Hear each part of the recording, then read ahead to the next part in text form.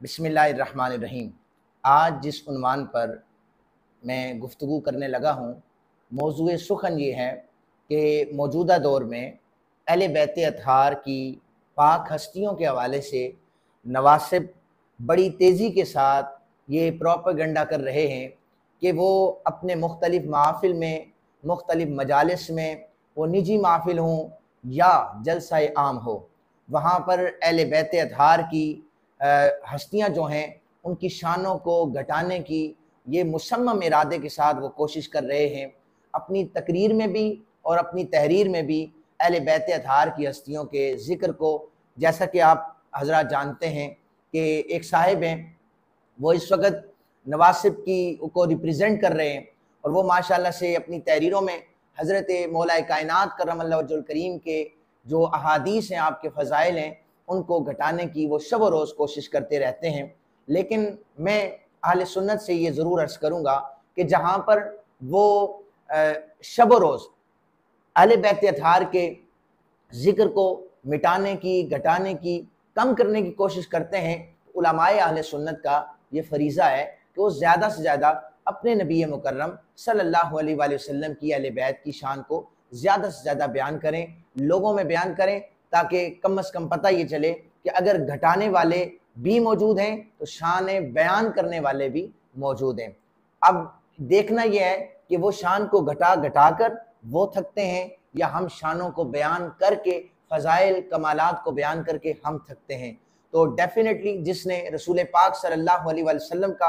कलिमा पढ़ा है, वो कभी भी आका करीम सल्लल्लाहु अलैहि वसल्लम की अहले बैत अतहार के खिलाफ जाकर कोई काम नहीं करेगा, अहले बैत के उसवा को बयान करेगा, अहले बैत के फ़ज़ाइल को बयान करेगा। जहाँ पर तारीख़ में अहले बैत अतहार की अज़ीम हस्तियाँ हमें मिलती हैं, उनकी शानें मौजूद हैं हदीस में, वहाँ पर एक नाम ऐसा है जिसे तारीख़ में इमाम ज़ैद शहीद रज़ी अल्लाह ताला अन्हु के नाम से जाना जाता है। आप बेटे हैं हज़रत इमाम ज़ैनुल आबिदीन के, यानी आपके वालिद गिरामी आबिदों के सरदार हैं, और आप छोटे भाई हैं हज़रत इमाम बाकिर पाक रज़ी अल्लाह ताला अन्हु के। आपकी कुनियत अबुल हुसैन है, लेकिन आपको ज़ैद शहीद के नाम से जाना जाता है, चूँकि आपने एक जिहाद किया था और आप उसमें आपने जामे शहादत नोश फरमाया था। आप रज़ी अल्लाह ताला अन्हु ने आँख खोली तो मदीना मुनव्वरा जैसे शहर में आँख खोली, और वो घराना नबूवत का घराना था, जो हर वक्त इल्म था वहाँ पर, तकवा था वहाँ पर, फ़क़ाहत थी, और वहाँ पर आपके वालिद गिरामी के ज़ेर साया हज़रत इमाम ज़ैनुल आबिदीन अलैहिस्सलाम के ज़ेर साया आपने इल्म हासिल किया। फिर जब आपके वालिद गिरामी का इंतकाल हो गया तो आपने अपने मुशफ़िक़ और मेहरबान बड़े भाई हज़रत इमाम बाकिर अलैहिस्सलाम आपकी मैयत में, आपकी रफ़ाकत में, आपके ज़ेर साया इल्म हासिल करना शुरू कर दिया। आपके जो इल्म की इब्तिदा थी वो हिफ्ज़ कुरान से थी। सबसे पहले अपने कुरान पाक को हिफ्ज़ किया। ये सहाबा किराम और ताबईन की औलादों के हवाले से, सहाबा किराम जो ही उनके बच्चे थोड़ा सा वो उम्र में आगे बढ़ते तो वहाँ पर वो अपने बच्चों को हिफ्ज़ ज़रूर करवाया करते थे। इसी तरह हज़रत इमाम ज़ैद शहीद रज़ी अल्लाह ताला अन्हु आपने सबसे पहले हिफ्ज़ शुरू किया, और वो भी अपने बाबा हज़रत इमाम ज़ैनुल आबिदीन के पास आपने शागिर्दी इख्तियार करके हिफ्ज़ शुरू कर दिया। आपने तहसील इल्म के लिए सिर्फ अपने ख़ानदान पर इक्तिफ़ा न किया, बल्कि जय्यद नबी पाक सल्लल्लाहु अलैहि वसल्लम के असहाब में से जिनमें हज़रत सईद बिन मुसय्यब, हज़रत उरवा बिन ज़ुबैर और ऐसे बड़े बड़े नाम शामिल थे। फिर आपने सिर्फ मदीना पाक में रहकर इल्म हासिल करने पर इक्तिफ़ा न किया, बल्कि आप इराक़ की तरफ चले गए। फिर इराक़ के मशहूर इल्मी शहर कूफा और बसरा की जानिब आप तशरीफ़ ले गए। फिर वो तालिब इल्मी ज़माने से निकल कर आप मुक्तदा और पेशवा आलम रब्बानी के मकाम पर फाइज हो गए। आपको तहसील इल्म की इतनी लगन और मोहब्बत थी कि एक मुहद्दिस हैं, वो कहते हैं अब्दुल्ला बिन ईसा रज़ी अल्लाह ताला अन्हु कहते हैं कि मैंने एक दफ़ा हज़रत इमाम ज़ैद शहीद रज़ी अल्लाह ताला अन्हु को कुछ अहादीस सुनाई, तो आपके पास जो सामान था आपने वहाँ से थैले में से कुछ तख्तियाँ निकाली, जो हदीसें में सुना रहा था आप वहाँ पर नोट फरमा रहे थे। ये उनकी एक तहसील इल्म की लगन थी, एक धुन थी, जो आप के दिल में ये ख्वाहिश होती थी कि कहीं से फ़रामीन रिसालत माब सल्लल्लाहु अलैहि वसल्लम हमें मुयस्सर आ जाएँ, मुझे मुयस्सर आ जाएँ, वो ताकि मैं हासिल करूँ और लोगों तक रिसालत माब सल्लल्लाहु अलैहि वसल्लम का पैगाम आसान अंदाज से पहुँचा सकूँ। आपके साथी किराम में जहाँ पर आपके वालिद गिरामी हज़रत इमाम ज़ैनुल आबिदीन अजीम मुत्तकी, अजीम फ़की, आलिम, साहिब बसीरत, वहाँ से इल्म हासिल किया, फिर अपने बड़े भाई से इल्म हासिल किया, और राजे कौल के मुताबिक आपने हज़रत अबू तुफ़ैल आमिर बिन वासिला रज़ी अल्लाह ताला अन्हु, ये नबी पाक सल्लल्लाहु अलैहि वसल्लम के सहाबी हैं और ये आखिरी सहाबी हैं, आपने इनसे भी इल्म हासिल किया। इल्म हदीस जब आप रज़ी अल्लाह ताला अन्हु ने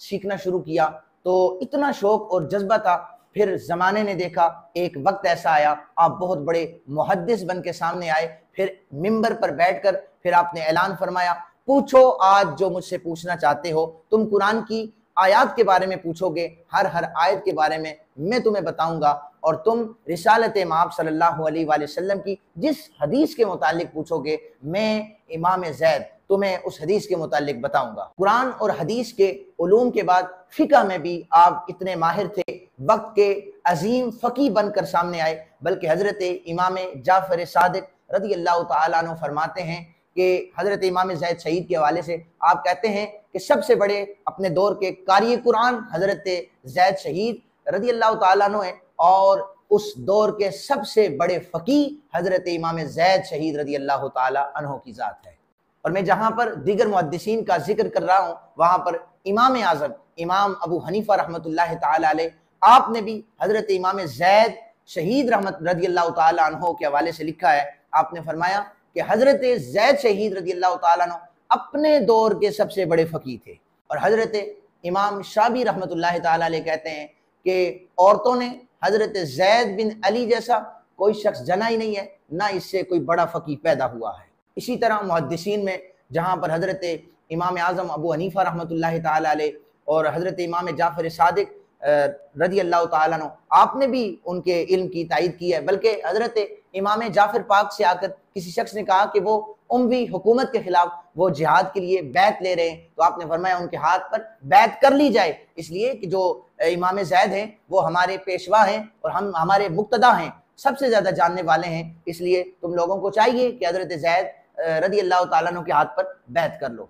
फिर एक और मुहद्दिस हज़रत इमाम सुफियान सोरी रहमतुल्लाहि ताला अलैह, जो अपने ज़माने के सरदार थे इल्म के हवाले से और अमीरुल मोमिनीन फिल हदीस थे, और कूफा में वो वाज फरमाया करते थे, जब आपको ये शहादत की खबर मिली कि हज़रत ज़ैद शहीद रज़ी अल्लाह ताला अन्हु को शहीद कर दिया गया है, तो हज़रत सुफियान सोरी रज़ी अल्लाह ताला अन्हु ने आपने फरमाया कि बेशक वो बहुत बड़े आलिम थे, बहुत बड़े फ़की थे, और उन्होंने अल्लाह की रज़ा की खातिर जिहाद करते हुए मकाम शहादत नोश फरमाया है, और वो अपने आबा व अजदाद के साथ जाकर मिले हैं, जहाँ पर अल्लाह ताला ने उनके आबा व अजदाद को बुलंद मर्तबा अता फरमाया है। हज़रत इमाम ज़ैद शहीद रज़ी अल्लाह ताला अन्हु ने आपने जिहाद की थी 122 हिजरी में, यूसुफ बिन उमर के मुकाबले में आप निकले थे। ये यूसुफ नामी शख्स ऐसा था कि जो इस्लाम की जो हुदूद थी उनको पायमाल करता था, बेहुरमती करता था। आपने इसके खिलाफ जिहाद का अलम बुलंद फरमाया, तो जब चूंकि आपकी तादाद सिर्फ सैकड़ों में थी और मुकाबले में हज़ारों लोग थे, आपको शहीद किया गया। फिर आपके सर मुबारक को काट कर हशाम बिन अब्दुल मलिक को भिजवाया गया। उसने इतनी बेहुरमती हज़रत इमाम ज़ैद शहीद रज़ी अल्लाह ताला अन्हु की कि पहले तो दमिश्क के बाज़ारों में आपके सर मुबारक को लटकाया गया कई दिन तक। जब वहाँ पर ये सर लटकता रहा, फिर नबी पाक सल्लल्लाहु अलैहि वसल्लम के शहर में रोज़ा रसूल पाक सल्लल्लाहु अलैहि वसल्लम के सामने सर मुबारक को लटकाया गया। वहाँ से फिर किसी शख्स ने इस सर मुबारक को उतार कर उसकी तदफीन कर ली। आपने 122 हिजरी में वफ़ात पाई। इस वक्त शहादत आपको नसीब हुई तो आपकी इस वक्त उम्र जो थी वो सिर्फ 42 साल थी। सफ़रुल मुज़फ़्फ़र 2 तारीख थी, आपने मकाम शहादत नोश फरमाया। इसी तरह जो मैं अर्ज़ कर रहा था कि यूसुफ बिन उमर ने इतनी बेहुरमती की कि आप रज़ी अल्लाह ताला अन्हु की जो जसद अनवर था उसे जला दिया और सर मुबारक हशाम बिन अब्दुल मलिक के पास भेजा। जैसा कि मैं पहले भी एक वीडियो में अर्ज़ कर चुका हूँ कि कातिलीन हज़रत इमाम हुसैन अलैहिस्सलाम पर मादी और गैर मादी अजाब दोनों तरह के अजाब आए। तो हज़रत ज़ैद शहीद रज़ी अल्लाह ताला अन्हु पर के जो कातिलीन थे उन पर भी अल्लाह ताला ने अजाब नाजिल किया। हज़रत इमाम ज़ैनुल आबिदीन के पोते आप अब्दुल्ला बिन हुसैन उनका नाम है, वो कहते हैं कि जब मैंने शहादत देखी तो मैंने देखा कि मेरे वालिद गिरामी वो दुआ फरमा रहे थे कि अल्लाह, हशाम बिन अब्दुल मलिक ने बड़ी बेदर्दी से हज़रत इमाम ज़ैद शहीद रज़ी अल्लाह ताला अन्हु को शहीद किया है, और इसी तरह यूसुफ बिन उमर इसने भी बड़ा बुरा सलूक किया है। तो इन्हें भी मेरी आंखें देख लें कि इनके साथ भी ऐसा सलूक हो। फिर ज़माने ने देखा, जो मुकाफ़ाती अमल था, कि वक्त ने पलटा खाया और बनु उमैया से जब खिलाफत बनु अब्बास में मुंतकिल होने लगी तो हश्शाम बिन अब्दुल मलिक की लाश को जलाया गया और उसके टुकड़े टुकड़े किए गए। और फिर उन्होंने अपनी आंखों से देखा कि यूसुफ बिन उमर, जिसने हजरत इमाम ज़ैद शहीद रज़ी अल्लाह तआला अन्हु की जसद अनवर को जलाया था, उसके टुकड़े टुकड़े करके दमिश्क के बाजारों में वो तकसीम करके मुख्तलिफ जगहों पर फेंक दिए। तो याद रखें, जो अहले बैत अतहार से बेबाकियां और गुस्ताखियां करता है, अल्लाह ताला उसे दुनिया में भी सजा देता है और इसी तरह आखिरत में भी इसी तरह रुसवा भी करेगा और आखिरत में भी उनके लिए दर्दनाक अजाब होगा। हज़रत ज़ैद शहीद रज़ी अल्लाह तआला अन्हु, आप हर वक्त अल्लाह ताला की इबादत में आप महव रहते और दुनिया से बेरगबती थी, खौफ खुदा था आपके अंदर। आप अजीम फ़कीह थे, आप मुहद्दिस थे, आप आलिम थे। अहले बैत अतहार के उस दौर में आपके कई जो शागिर्द हैं, वो सबसे ज़्यादा आपके शागिर्द जो हैं वो अहले बैत अतहार के उलमा में से मौजूद हैं। अल्लाह ताला हम सबको अहले बैत अतहार का मकाम समझने की तौफीक अता फरमाए। आज अगर कोई अपनी किताबों में अहले बैत अतहार की शान को घटाने की कोशिश कर रहा है तो उन लोगों का अपना मुकद्दर है, वो रुकेंगे नहीं। हमारे दलाइल से किसी भी सूरत वो रुकने वाले नहीं हैं, क्योंकि वो अपनी घुट्टी में, वरासत में से उन्हें ये हिस्सा मिला है कि वो अहले बैत अतहार की शान को घटाते रहें। लेकिन हमें अल्हम्दुलिल्लाह, और जो आले सुन्नत है उसे भी कम अज़ कम घुट्टी में ये मिला है कि वो शब रोज़ अपने पाक नबी सल्लल्लाहु अलैहि वसल्लम की औलाद की शानों को बयान करती रहे। और हमें भी आले सुन्नत को ये घुट्टी में मिला है कि जब तक नवासिब नबी पाक सल्लल्लाहु अलैहि वसल्लम की अहले बैत की शान घटाते रहें, हम जब तक जान में जान है उस वक्त तक अहले बैत अतहार की फ़ज़ाइल को, उनकी शानों को मिंबरों पर, अपनी मजालिस में, अपनी महफ़िल में इसी तरह बयान करते रहेंगे। अल्लाह ताला हम सबको अहले बैत अतहार के गुलामों में रखे, उनसे प्यार करने वालों में रखे। वमा अलैना इल्लल